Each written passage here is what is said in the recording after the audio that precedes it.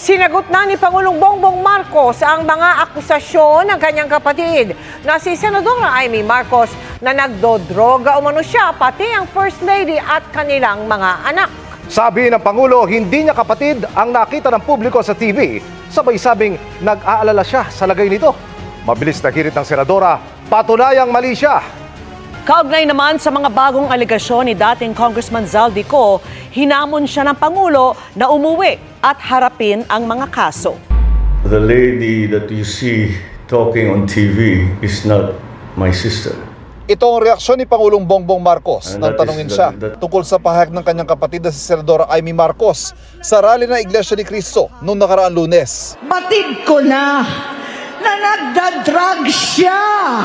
Bukod sa Pangulo, idinawit din ng Senadora si First Lady Liza Araneta Marcos at kanilang mga anak. How do you respond to the drug use accusations made by no less than your sister, Senator Amy Marcos, against you and the First family? Sir, were you hurt by her accusations, and how do you explain these claims to the public? It's anathema to me to talk about family matters generally in public. We do not like to show our dirty linen in public. I'll just say this much. For a while now, we've been very worried about my sister. When I say we, I'm talking about friends and family. And the reason that is because the lady that you see talking on TV is not my sister. And that view is shared by our cousins, our friends. Hindi siya yan. Hindi siya yan. So that's why we worry. So we are very worried about her. I hope she feels better soon. Hindi na nabigyan pa ng pagkakataon ng media na malinaw kung anong ibig sabihin ng Pangulo sa pahayag na ito. Ilang minuto lang matapos itong sabihin ng Pangulo, agad sumagot si Senadora Amy sa kanyang social media account. Sabi niya, siya raw ito, sabay hirit na kung ano-ano nang nakikita ng kanyang ading o nakababatang kapatid sa Ilocano. Sabi pa ng Senadora, patunayang mali siya at gusto raw niyang mali siya.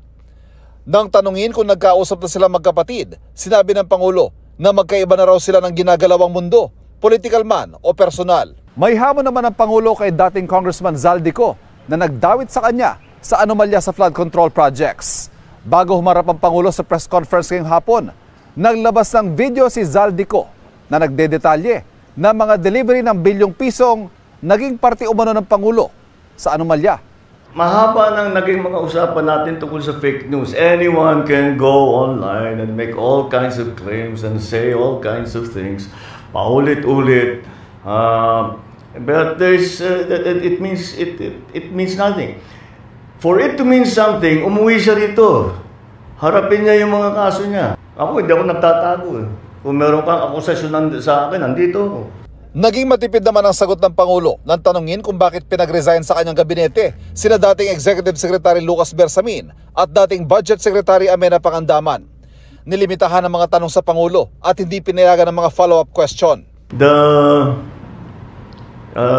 question about Chief Luke and myself, wala, nag-uusap na kami.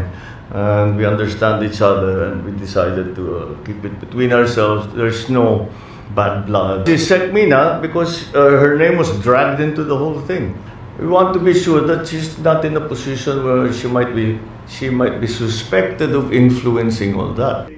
Nagpatawag ng press conference sa Pangulo para ipagmalaki ang transparency portal ng DPWH na kanilang inilunsad.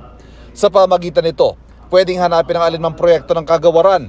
Makikita rin kung kanino ang proyekto, sino ang kontraktor, magkano ang halaga, at kung ito ba'y tapos na. May mga larawan din ng proyekto makikita, kuha ng satellite imaging. Hakbang daw ito para sa transparency sa mga proyekto ng gobyerno at bunga ng mga natututunan sa investigasyon sa mga anomalyang flood control project.